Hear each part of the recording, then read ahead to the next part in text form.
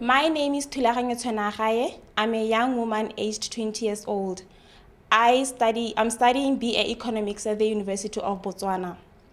I believe a gemstone model is a person with responsibility and discipline, a person who is willing to make a commitment to the organization. And having said all that, I strongly believe that I possess all the qualities. I also consider myself a woman endowed with inner beauty, a woman who is able to express herself eloquently with confidence and substance. And why should I be sent to LA?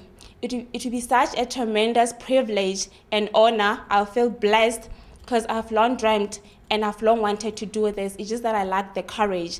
But then now that I'm here, I feel so happy and I'm willing to give this opportunity my absolute best and work extremely hard.